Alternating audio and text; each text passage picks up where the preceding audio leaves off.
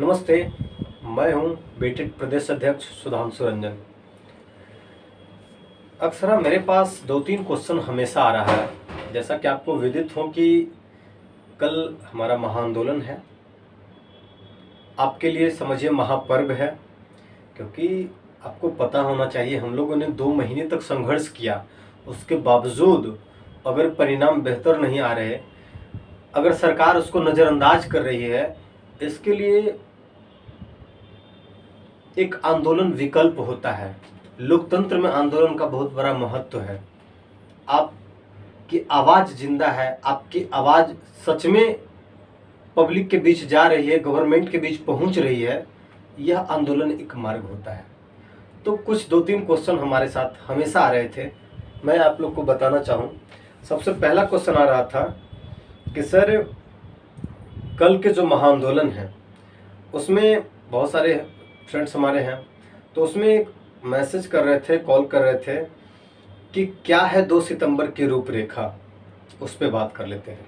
तो सबसे पहले मैं कहूँगा कि किसी ने सच ही कहा है कि ख्वाहिशों से नहीं गिरते महज फूल, ख्वाहिशों से नहीं गिरते महज फूल, झोली में कर्म की साख को हिलाना होगा, न होगा कुछ कोसने से अंधेरे को अपने हिस्सा, न होगा कुछ कोसने से अंधेरे को अपना हिस्सा, कर दिया तो खुद को जलाना ही होगा।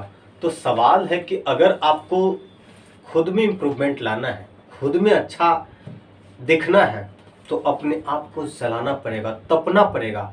एक आंदोलन वह चीज़ होता है जिसमें अपने आप को थोड़ा सा आप इस चीज़ को समझिए कि संघर्ष करना होगा। जो मेरे साथी घर में बैठे हैं, कल आपको पटना की धरती पुकार रही है। भाई मेरे, कब तक बैठेंगे? साथ ही साथ दूसरा क्वेश्चन ये आ रहा था कि सर, 7th फेज से होनहार छात्र अगर चूक गए तो क्या होगा? तो इस क्वेश्चन का भी मैं जवाब दे देता हूँ।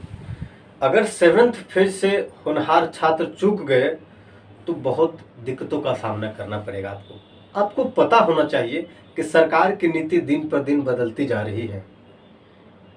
कभी वो अग्निवीर बनाते हैं, कभी वो कोई स्कीम लाते हैं। हो सकता है कल के डेट में आपको ज्ञानवीर बना दे, हो सकता है क्या होगा ये कहना मुश्किल है। आज आपको टेट ले रहे हैं, हो सकता है सुपर टेट लें, नीतिगत बदले, हो सकता है इसमें प्रोसेस करते करते 2 से 3 साल 4 साल समय लग जाए।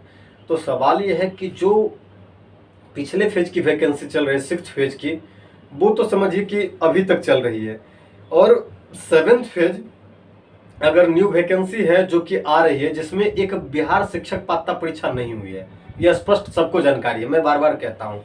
तो बिहार शिक्षक पात्रता परीक्षा नहीं होने के कारण कितने छात्र इसमें चूकेंगे, ये कहना आप लोग से ये पहली बार नहीं है, ये कई बार आप जान चुके हैं कि क्या होने वाला है। तो इस बात को आप समझ लीजिए कि बिहार टीईटी नहीं हुआ, जबकि दुर्भाग्य है ये बिहार की धरती, जो बिहार के राजकीय विद्यालय में शिक्षक बनने जा रहे हैं, और नई वैकेंसी 7वीं चरण, उसके पहले बीटेट नहीं। हमारे भाई साहब बैनर लगाए होते हैं कि बीटेट पास, सीटेट पास। आप तो सीटेट पास हैं, लेकिन बीटेट पास जो लिखते हैं, मैं आपसे पूछता हूँ कि बीटेट पास वाले आए कहाँ से जी?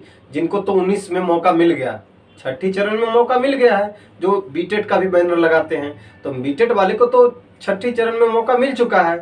11 में जो बीटेट हुआ है उनको 5वीं चरण में मौका मिला है, तो 7वीं चरण में कौन बीटेट वाले को मौका मिलेगा, ये बताइए। एक नया मामला है जो कि बीटेट होना चाहिए। आप लोग भी इस बात का समर्थन करें। देखिए, मेरा मांग कोई गलत नहीं है, सही समय पे परीक्षा होना यही एक डिमांड है।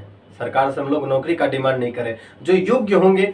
देखिए, अगर सरकार की मंशा है, लोग कहते हैं कि लेट हो जाएगा, लतीफ हो जाएगा। मैं पूछता हूं कि डीएलएड का एग्जाम ऑनलाइन हुआ या नहीं? हो रहा है ना। बीएड का एग्जाम का 11 दिन में रिजल्ट आ जाता है, 6 दिन में। बिहार दरोगा का रिजल्ट 11 दिन में आ जाता है।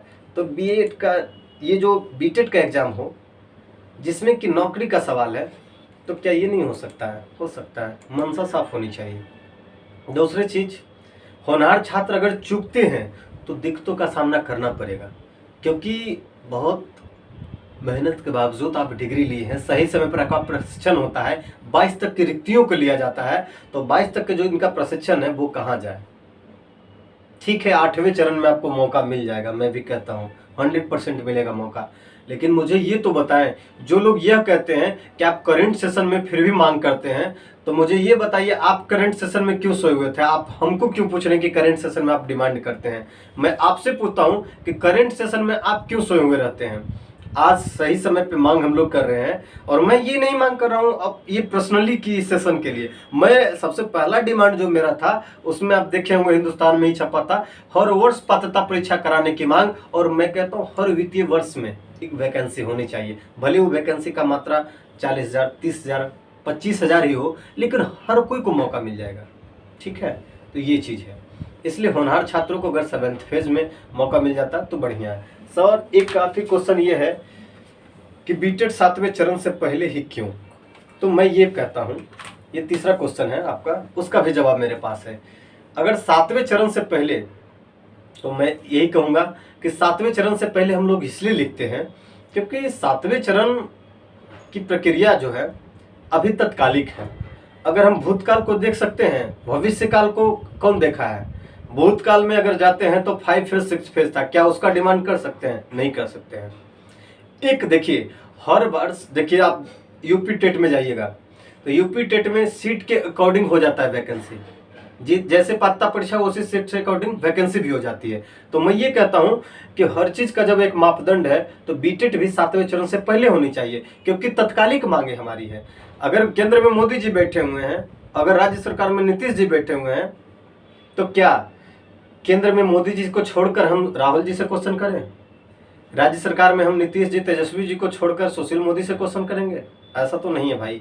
तो जो तत्कालिक चीजें हैं उनको तो करना पड़ता है मांग, ये तो हमारा मजबूरी है। इसलिए प्लीज जो भी वीडियो को देख रहे हैं तमाम भाइयों से मेरा विनम्र निवेदन है कि अगर आप में इंसानियत बच गई है, अगर देखें हैं कि 2 महीना मेरा संघर्ष देखें कि बैठकर मैं संघर्ष किया हूं, तो कल के महाआंदोलन में आप आइए। हाथ जोड़कर विनती करता हूं। अंत में बस आपके लिए एक मोटिवेशनल कुछ लाइनें हैं, आप सुनिए और जरूर आइए, मेरा ये रिक्वेस्ट रहेगा। जीत के खातिर बस एक जुनून चाहिए, किसी ने कहा है। उसी प्रकार मैं कहता हूं कि बीटेट के खातिर एक जुनून चाहिए, बीटेट के खातिर बस एक जुनून चाहिए। जिसमें उबाल हो ऐसा खून चाहिए, जिसमें उबाल हो ऐसा खून चाहिए। आसमां भी आ जाएगा ज़मीं पे, आसमां भी आ जाएगा ज़मीं पे दोस्तों, बस इरादों में बीटेट की गूंज होनी चाहिए, बीटेट की जीत की गूंज होनी चाहिए। अगर ऐसा इरादा है तो प्लीज़ कल आए, सभी साथी आएँ। सभी से हम्बल रिक्वेस्ट करता हूँ। मैं आपका प्रदेश अध्यक्ष, बीटेट प्रदेश अध्यक्ष Sudhanshu Ranjan. Thank you so much.